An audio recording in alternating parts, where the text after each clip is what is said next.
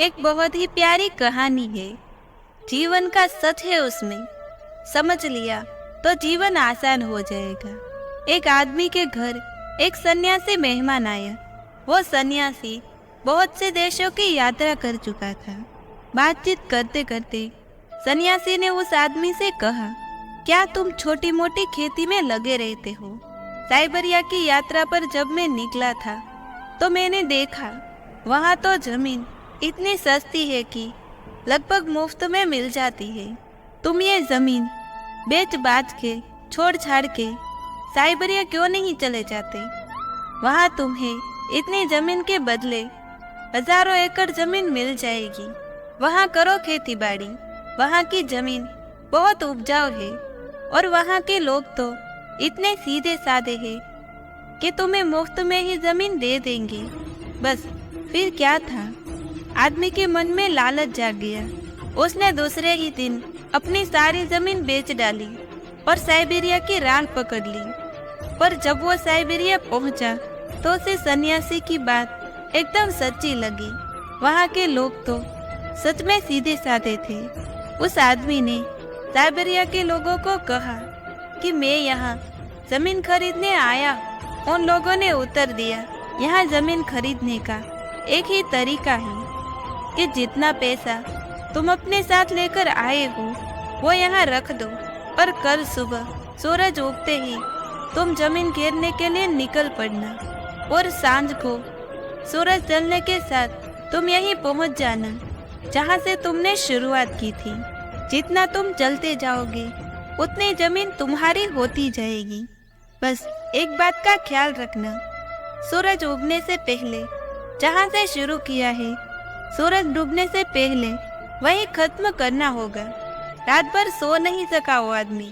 रात भर योजना बनाता रहा कि कितनी जमीन घेरेगा। सूरज निकलते ही वो आदमी भागने लगा।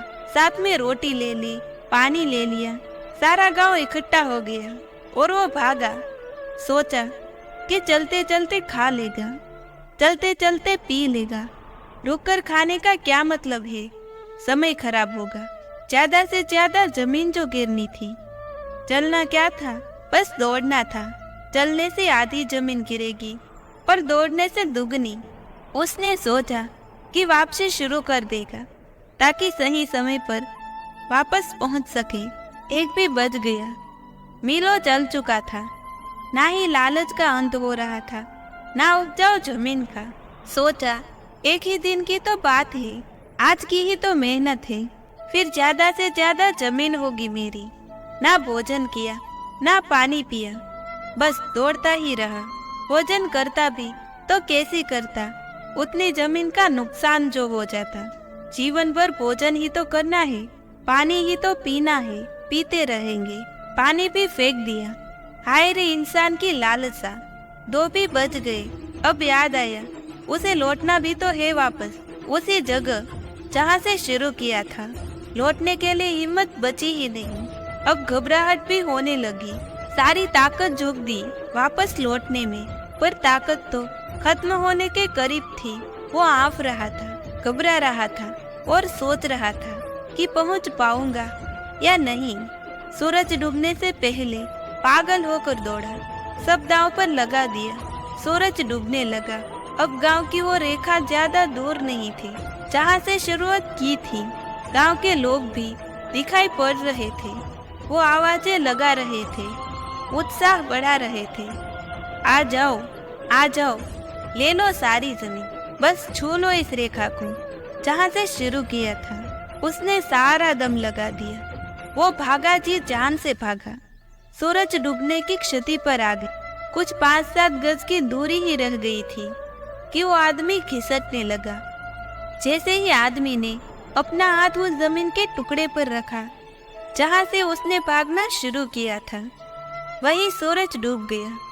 यहाँ सूरज डूबा, वह आदमी की सांसें डूब गई। शायद दिल का दौरा पड़ गया था, शायद दिल का दौरा पड़ गया था।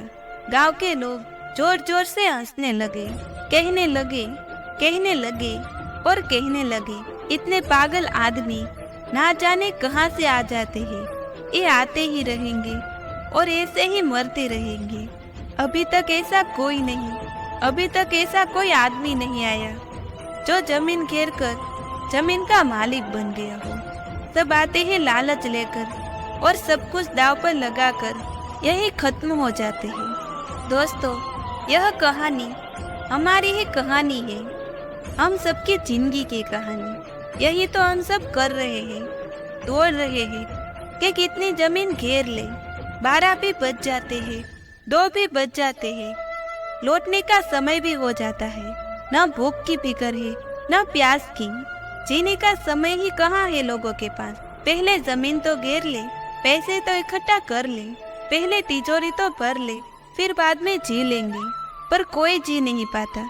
जीने के लिए थोड़ी समझ चाहिए। तो दोस्तों, फिर मिलते हैं ऐसे ही अगली वीडियो के साथ। तब तक अपना ख्याल रखना और हमेशा मुस्कुराते रहना।